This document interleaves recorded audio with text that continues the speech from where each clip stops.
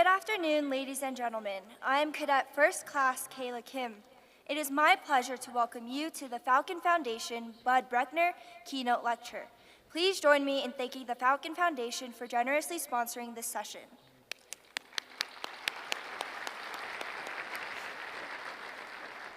I'd now like to introduce our esteemed speaker, Lieutenant General Robert E. Schmidle, U.S. Marine Corps, retired. Lieutenant General Schmidle serves as the Arizona State University Advisor on Cyber Capabilities and Conflict Studies. He is also a professor of practice at Arizona State's School of Politics and Global Studies. Additionally, Schmidle serves as the university's Senior Fellow at the Future Security Initiative and in the Center for Strategic and Budgetary Assessments in Washington, D.C. During his active duty career, General Schmidle served as the first Deputy Commander of U.S. Cyber Command. He later became the head of Marine Corps Aviation, and his final assignment was as the Principal Deputy Director of the Office of the Secretary of Defense Cost Assessment and Program Evaluation. He has extensive operational flying experience with over 4,700 hours in tactical fighters, primarily in the F-4 Phantom, F-18 Super Hornet, and F-5 Tiger aircraft. A graduate of the Naval Fighter Weapons School, or TOPGUN, General Schmidle taught advanced fighter tactics for over 35 years. General Schmidle deployed to Operation Desert Storm as the VMFA 333 Executive Officer, where he led the largest Marine Corps strike on the first night of the war. During this conflict, he was awarded the Distinguished Flying Cross with Combat V, denoting valor in combat. He would subsequently command VMFA 251, leading the squadron in combat operations in Bosnia, and then aboard the USS America, or CV-66, as part of Carrier Air Wing 1. General Schmidle was then selected for an extraordinary second operational command, this time as the commanding officer of VMFA 115. As a colonel, he commanded the Special Purpose Marine Air Ground Task Force Experimental, planning and executing the Marine Corps warfighting experiments. Schmidle's doctoral thesis, recognized with distinction, was titled "The Power of Context in Shaping Moral Choices." He is a member of the Golden Eagles, the National Security Agency Advisory Board, and the British Wittgenstein Society. His numerous publications cover the fields of moral philosophy, social psychology, cybersecurity, and military history. He is also an active certified flight instructor, national air racer, air show performer, and aerobatic competitor in his Pitt Special biplane. Please join me in welcoming retired Lieutenant General Robert E. Schmidle.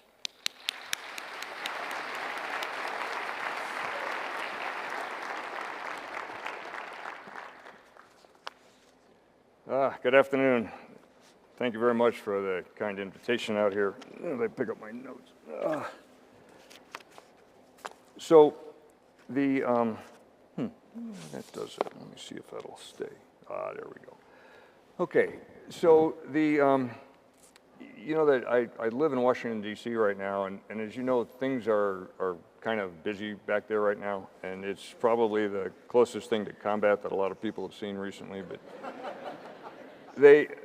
what we're here to talk about this afternoon is warrior ethos and war fighting in general. And I guess I would start off by just reminding all of us that those words don't really convey what it is we mean by a warrior ethos or by being a war fighter.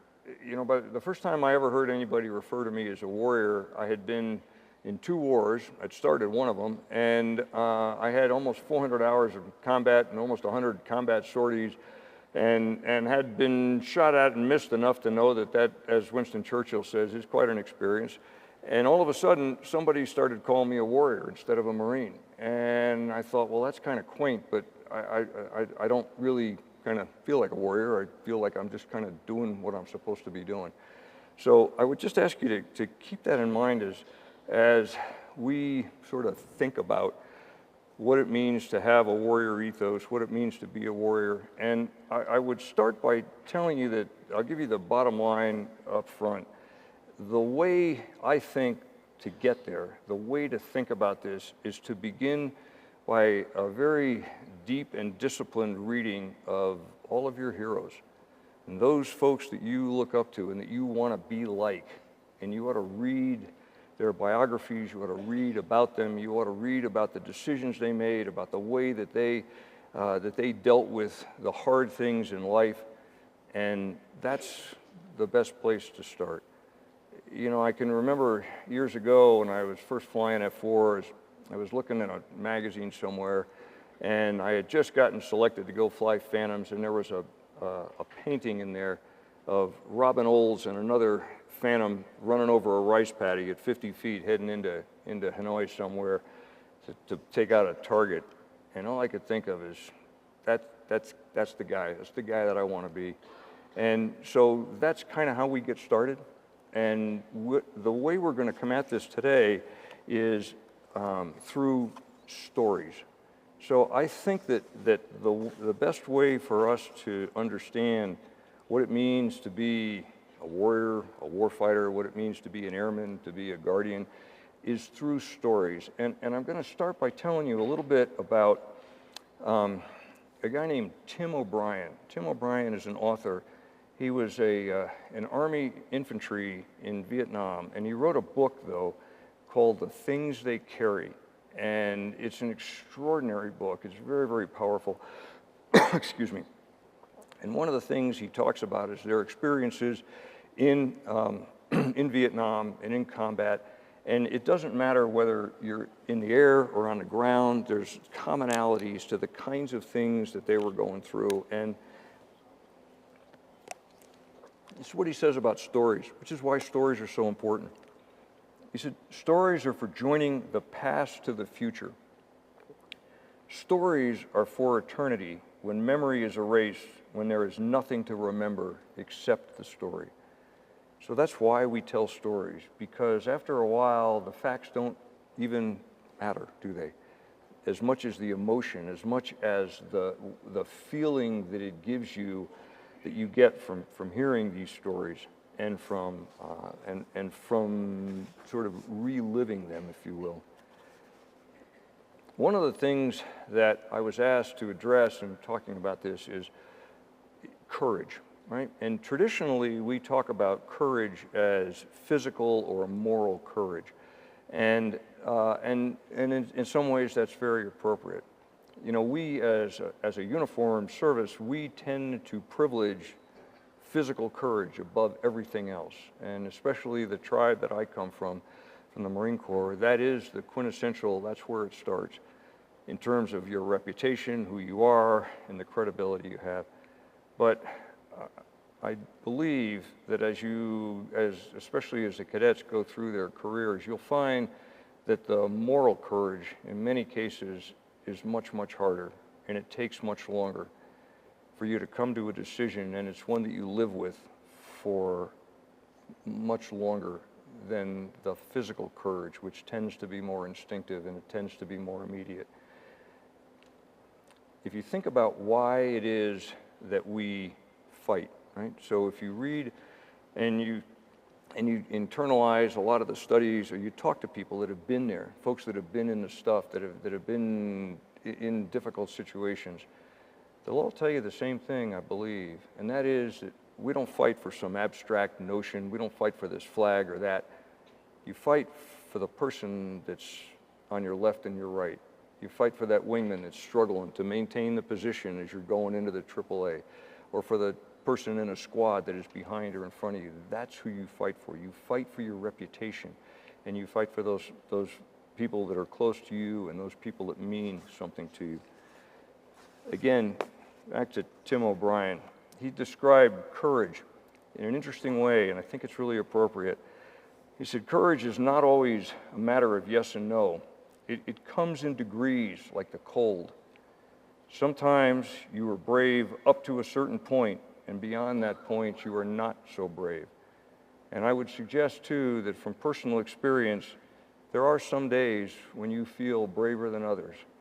There are some days when you dive through the AAA and you feel invincible, and you feel like nothing can hurt you. And there's other days when you dive through that same AAA to deliver ordnance to a Marine on the ground or whatever you're doing, and you unconsciously kind of scrunch your shoulders like this, as if you were trying to drive into a cold rainstorm, as if that's going to help. but it's an instinctive reaction. It's just sort of what we do. And when you think about what courage has to do with the decisions that we make, with this warrior ethos, with these moral choices that we're making, one of the last quote that I'll give you from O'Brien is he said, so he's talking about a squad of soldiers, but it could be anybody. It could be a squadron, it could be a flight, a crew. He said they carried the common secret of cowardice, barely restrained, the instinct to run or to freeze or to hide. And any of you that have been there will know that that instinct is strong. And in many respects, this cowardice barely restrained is the heaviest burden of all, for it can never be put down. It required perfect balance and perfect posture. In other words, it's always there. And because it is always there, it's not something that you can say, okay, I'm never going to be afraid of anything again, or I am always going to be. It doesn't work that way. It's something that you're constantly trying to prove and trying to prove your mettle. And that's part of this whole notion about this warrior ethos and what it means. So we have to have, since I'm a professor, we have to have just a little bit of professorial speaking here. So some of you in the audience have probably had to take a course on Aristotle, or at least heard of this guy. He's a Greek guy, lived on many years ago. One of the things that Aristotle said about bravery is he said it comes from a habit, that the brave man is habitually brave.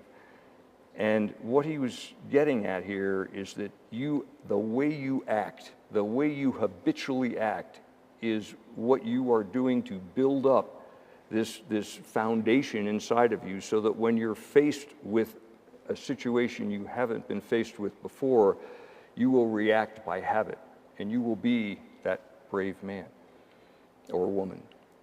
He also said, Aristotle did famously, he talked about this mean between cowardice and recklessness. And somewhere in the middle of that mean is courage. Where does it lie along that line? I don't know. And it probably moves all the time. It depends on the context. It depends on the situation at the time. It depends on who you're with. It depends on the mission. It just depends on a lot of things. It's important, I think, to remember that morality, the moral choices we make, they come from will, not from thought. And will is a different thing. Will is what comes up inside of you. It's what makes you do something without thinking about it. As we talk about this, we're going to talk a little bit about the difference between, or predominantly about what duty is. And all of you in this room, believe it or not, you are different than a lot of the people in the rest of the world or in the rest of the country, because duty means something to you. Duty is something we do for other people. A right is something that I take onto myself. So I say, well, I have the right to do this. You know, of course I do. That's my right. Well, if you ever decide to, some of you in the audience, to go in the Marine Corps, you'll find out that you have no rights. The Marine Corps could care less what you think your right is. You know, and that will generally lead to additional duties that will ultimately make you believe that you really don't have any rights. But that's another story altogether. But the duty part of this is what's different, and that's what separates you. And so I told you we were going to tell some stories today. So here's a story that I'd like to relay to you about duty and what it means. I have an airplane, an acrobatic airplane at an airport in Maryland. I used to, it's in Leesburg now, but it was in Maryland. And one of the first days I went there to fly, I met this really delightful lady, and she had a couple of teenage daughters that were running around, and she was trying to get them scooped up, and she had a gorgeous Stearman airplane that she was trying to roll out and go flying in. And I didn't realize until later that her name was Heather Penny, and excuse me, she was her call sign is Lucky, and she was a lieutenant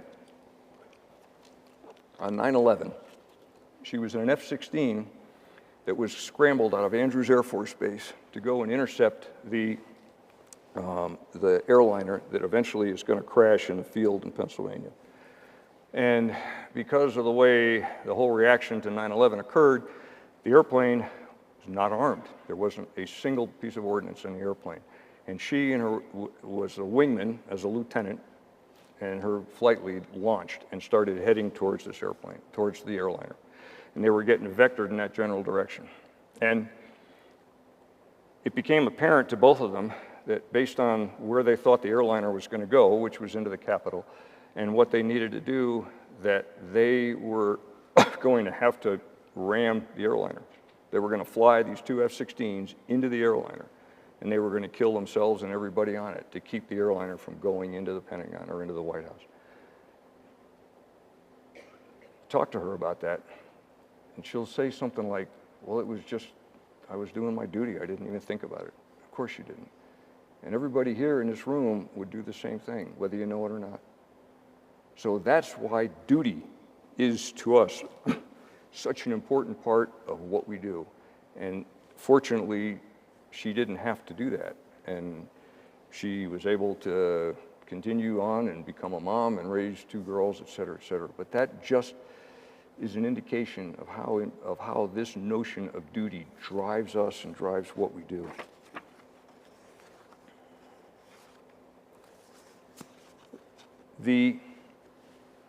Some of you in this room may have even heard of this guy named Ludwig Wittgenstein.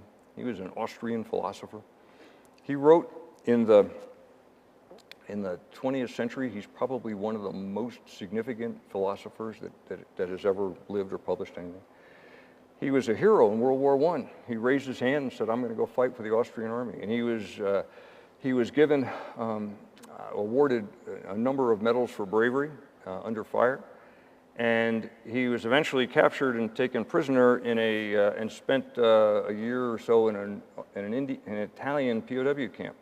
So while he's in this POW camp, he writes this book.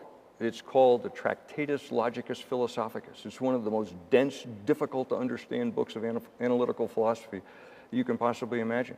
And he did this while he was a POW. So any of you out there that are struggling with a term paper really don't have an excuse. And one of the things that Wittgenstein said is, he said famously, man is a rational, in quotes, animal.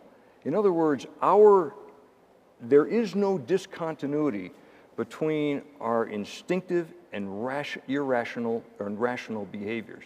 And that's important to understand. We are capable of very irrational and very rational behaviors almost at the same time. He also developed this concept of moral hinges, which are beliefs that we have that determine how we make decisions, and they're beliefs that are unstated. They can't be verbalized except in action. And I'll give you an example. If you were walking down the street and a black cat ran in front of you, and as the cat got there, you turned and walked the other way, that is an indication of a hinged belief that there's something about a black cat crossing its path that is dangerous. Those belief systems that you have are norms of behavior that then influence what you believe to be your duty when you do something. Here's another example. I did a project a couple years ago on, I was trying to determine why during the Battle of Britain, some British squadrons were encouraging pilots to shoot down German pilots if they were in a parachute, and why in other squadrons that was considered to be absolutely abhorrent behavior. The local squadron, the order, the moral order that you belong to has an extraordinary effect on your duty, what you think is your duty, and on your belief system, which is why you need to pick your friends as carefully as you can. One of the other interesting things about this, there's a guy named Douglas Bader, who was a British pilot, who was in a bad airplane accident just before the war, and he had two aluminum legs, two metal legs. They wouldn't let him fly until the Battle of Britain, and they were short on pilots, so they let him fly. Bader shoots down, I think, 18 airplanes, German airplanes, before he is shot down. And when he's trying to get out of the airplane, he leaves one of his legs behind. It gets stuck. So he lands in in a field in France, and of course it's not that difficult to track him down because he can't run very fast on one leg. When he gets brought to the prison camp, the head of the German fighters, Adolf Galland, comes to meet him. And he and Galland, believe it or not, become fast friends over the years. And at the end of the war, Bader's wife tells the story about the two of them in their living room in London, or in England. And she says to the two of them, I can't believe you two are sitting here laughing and drinking when 2 years ago you were trying to kill each other. And Bader looked at his wife and he said, but you don't understand. I wasn't trying to kill him. I was trying to kill the enemy. What that is that's a way of putting in a box what he had to do, which was to kill the Germans. But he tried to take the kind of the who out of it, if you will.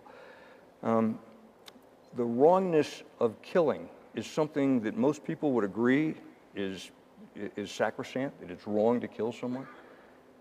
But again, you are now in an institution, you are in a career where you are being acculturated to be able to do just that, to kill someone in defense of this country and live with it.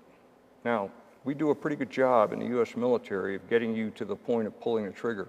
We do a very poor job, I would suggest, in equipping you with what you need to live with those decisions after the fact.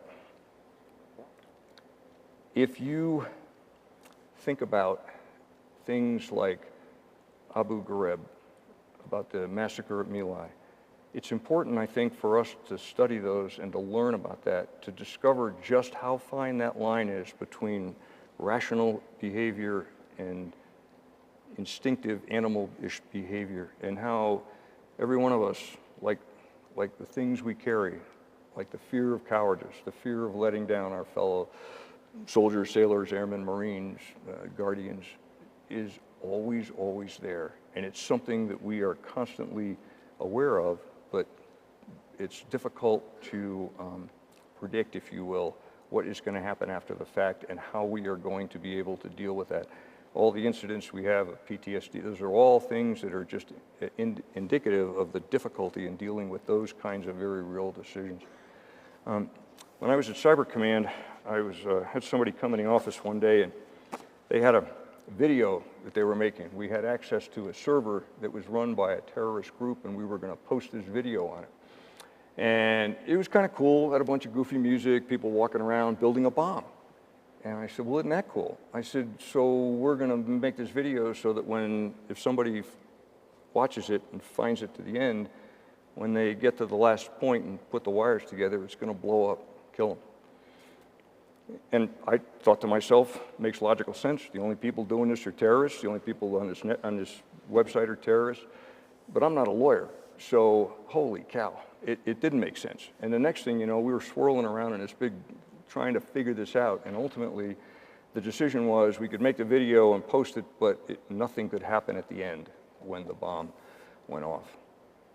Don't know whatever happened to that. You know, the thing about stories is they don't always have a happy ending, nor do they always have an ending period. So what we're going to do now is we're going to kind of bring this thing full circle with another story, and a couple of stories, actually.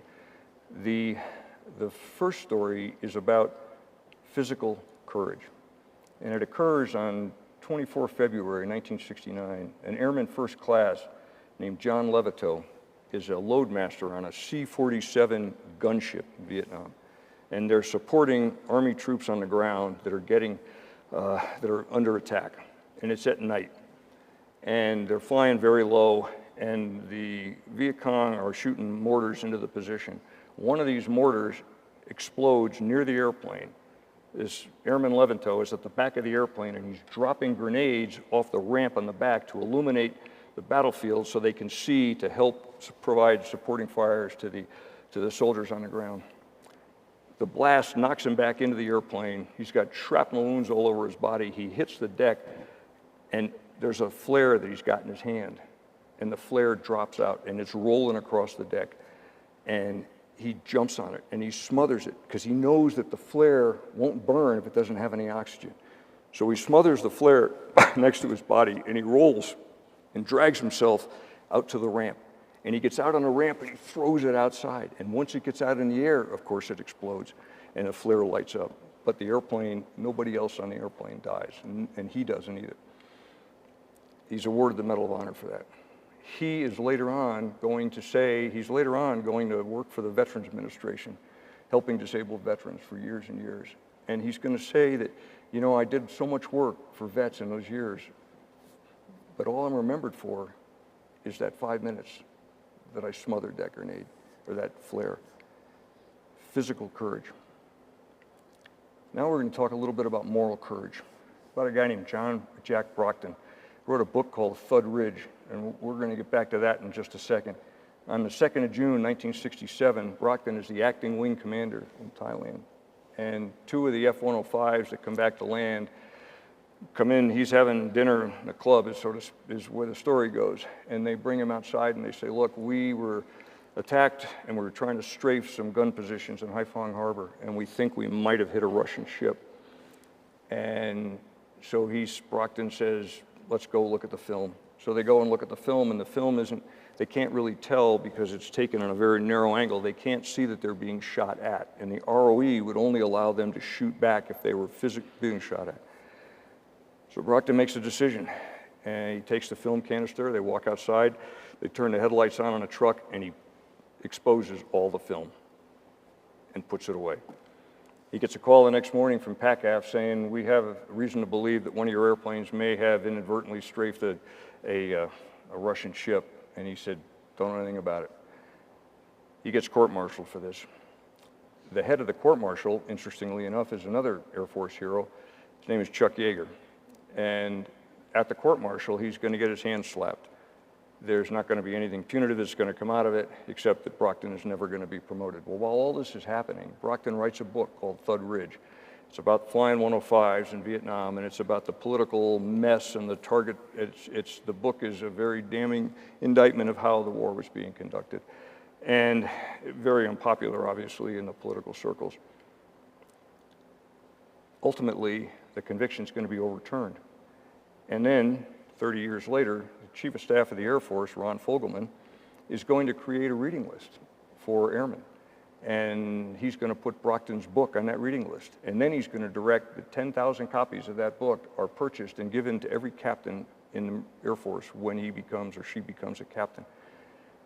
And he wanted to do that because when they look back on what Brockton had done, the moral courage that it took for him to do that and to sustain that through that whole thing and to literally speak truth to power was something that Fogelman found was important.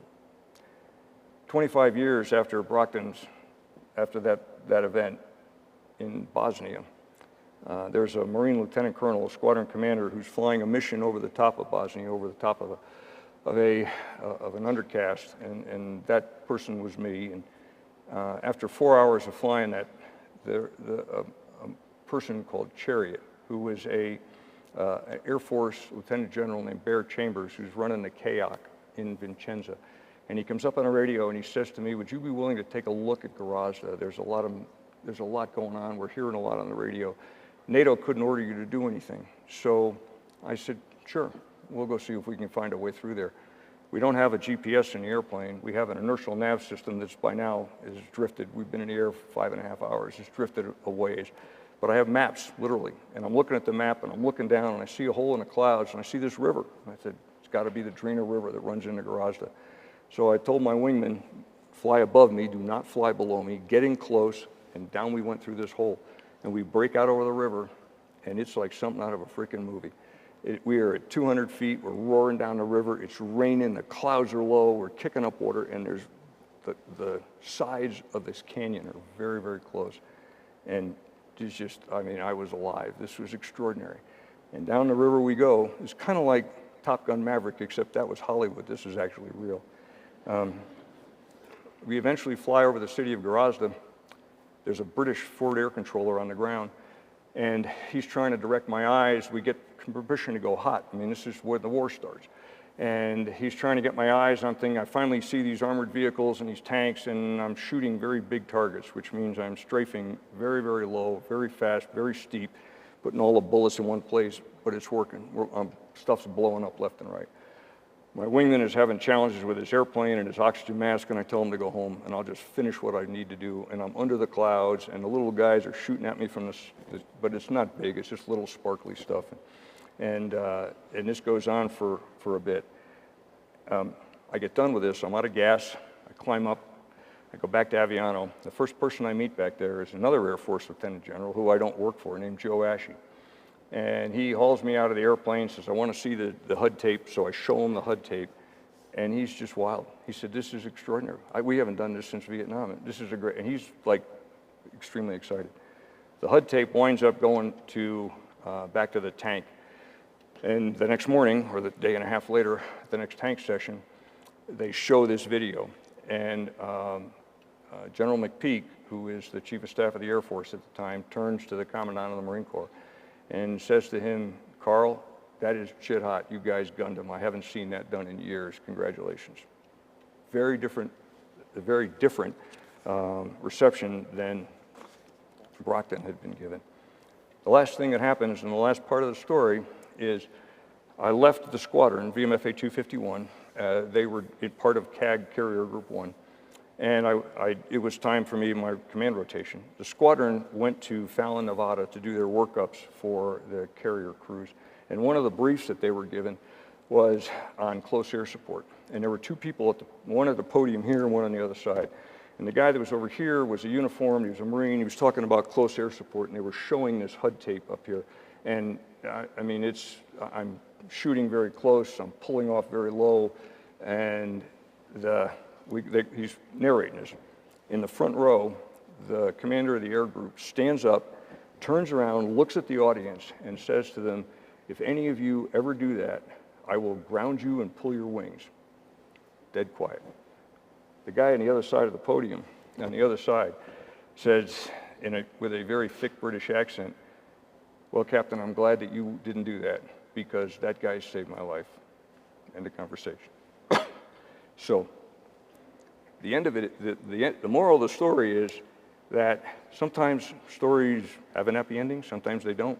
Sometimes there's a moral and sometimes it's not. It all depends on the context in which all these things happened. And in that particular case, the context was very, very different than what it had been for some of the folks that experienced things like that previously. I had the 4-star admiral that I worked for, Snuffy Smith, called me that afternoon. And after this strike, I got on the phone and he said to me, he said, Colonel, he said, there's very few of us that appreciate what you just did, but I'm one of them, thanks. End of conversation. So what you say to the people that work for you and with you just matters so much. But it was genuine and it was what they did, that they supported me through that whole thing. The life of duty that you are about to embark on, or are embarked on at all, is focused on the collective, the group, the squadron. It's not you. There is no army of one. That slogan didn't work for the Army back then, and it's not valid now. It's the team that you're on, it's who you are, and it's the people that you're around. And the last thing that I would leave you with, there's a gentleman named Václav Havel, who was a Czech playwright, poet, was a president of the Czech Republic for a while. He said one day at a commencement speech in Prague, he said, you should seek the company of those who search for the truth, and you should run from those who have found it. And I often thought that that's a very accurate way to kind of conceptualize what it is that the decisions that we're faced with and how we ought to think about the moral choices that we make and the life of duty that hopefully you all have elected to embark on. Thank you very much.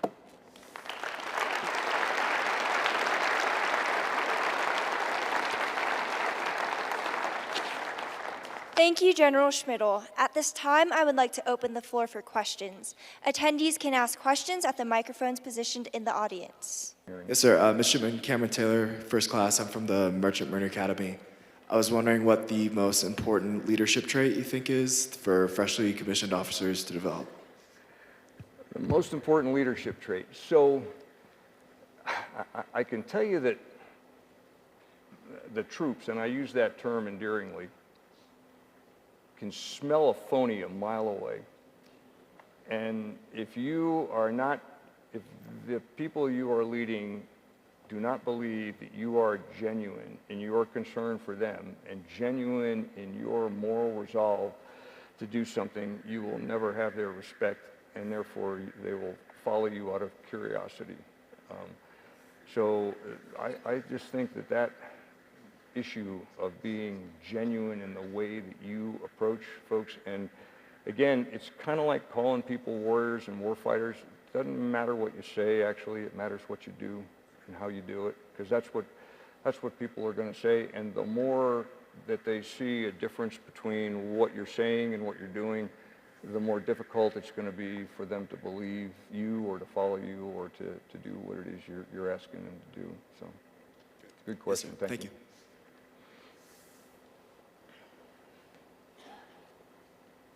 Good afternoon, sir. Cadet Rodriguez, UTSA Data 842. I know you're talking about moral and physical courage, and for someone that, like yourself, having like physically exhilarating missions, how would you see something like that more on the cyberspace side? I'm sorry, say again the very last sentence. How do you see like physical and moral courage playing out more on the cyberspace side? Playing out on the which side? Like cyberspace. Yeah, I think so, because, look, I mean, the issue of physical courage, you're generally not threatened physically. I mean, somebody's not holding a gun to your head or shooting at you when you're behind a keyboard or behind a joystick. I mean, that's a different situation, but it depends. There is a detachment that comes with with those kind of operations that is a little bit different in terms of the way you deal with the results of that. I think that the moral courage there is coming more from the decisions of leadership to engage in some of the of the cyber kinds of operations. And you know, part of the challenge, as most of you know, with doing those kind of operations is it's sometimes very difficult to predict exactly how that thing is going to take effect or what it's going to do when you start to try to alter anything that's out there. And the other part of it has to do with the effectiveness of it. Sometimes the most effective cyber operations are the ones that are the most difficult to analyze and to gather data on, either because they're so heavily compartmented or because the results of them are so difficult to discern. It's not black or white that I shut the lights off or turn them on, but it's changing potentially maybe the way people perceive of a certain evolution, a certain operation, a certain something that happened. So. It may not be a good answer to your question, but I think it's the best one I got today. So. Yes, sir. Thank you. Thanks. We have time for one more question. Good afternoon, sir. My name is Brescia. I'm from 4th Judicial Probation. My question to you is, you said that there are some times when you have less bravery than other moments. What advice do you have whenever your courage is a little less than others? I never thought about that, to tell you the truth. But I think that in my experience, I have always drawn strength from the people around me. I can tell you something that was actually, I got to talk into that thing. So here we go again. It's always the technical stuff. So one of the things that surprised me, you know, when we practice to go into combat in Hornets for years, we would practice this formation called combat spread, where we would be a mile apart and then a mile back here in a box, right? And then we did that so that you weren't real close to another airplane, so that if something blew up between you or something, you could maneuver and defensively. Yet, what I noticed when we went into combat, especially when it was active, and especially this one day when they were shooting a number of SAMs at us, that as I looked out and I was trying to find a target, I really wasn't paying a lot of attention, but I looked to the right, and everybody around me was starting to get closer. So you see, one of the phenomena is in combat, and they noticed this since the beginning of time, that the more you get shot at, that people don't tend to spread apart to preserve themselves. They tend to come together to build strength. It's absolutely fascinating. And even though in the course of this, between the two elements, they fired these SA-6s that blew up. I mean, and close enough that they rocked the airplane a little bit. And I kind of went, oh, this is working out swimmingly today. But yet, when we started into the everybody was trying to get closer together. And I think that if you're part of a tight group of people and you have a common mission and you believe in each other and you believe in the leader that's taken you there, you're not following them out of curiosity, but you're following them because you believe that they're going to get you through this, that's what you'll draw your strength from. But I guess the point that I was making is it's a fine line and we all live in it.